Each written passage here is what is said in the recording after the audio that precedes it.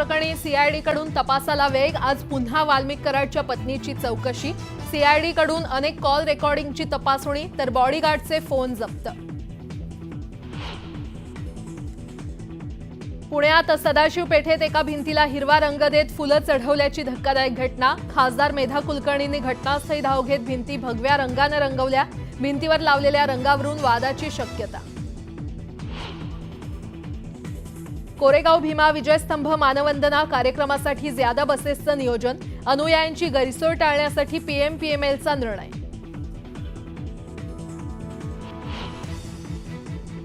नवी मुंबई विमानतळावर उतरणार इंडिगोचं पहिलं विमान। प्रवासी वाहतूक करणाऱ्या विमानातून सुरक्षा प्राधिकरणाचे अधिकारी करणार तपासणी।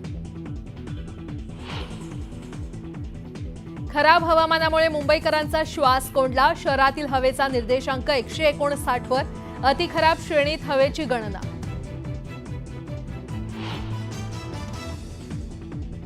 सिडकोच्या लॉटरीला मोठा प्रतिसाद। 26,000 घरांच्या किमती उद्या कळणार।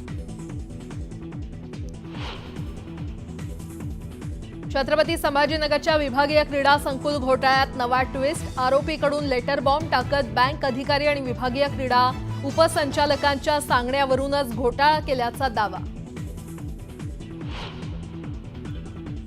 महाराष्ट्रातून डाळिंबाची 22,000 टन निर्यात। निर्यातीत महाराष्ट्र देशात पहिल्या स्थानावर। दक्षिण कोरियाच्या मुआन आंतरराष्ट्रीय विमानतळावर विमान क्रॅश। धावपट्टीवरून टेक ऑफ करताच विमान कोसळलं। दुर्घटनेत 23 प्रवाशांचा मृत्यू।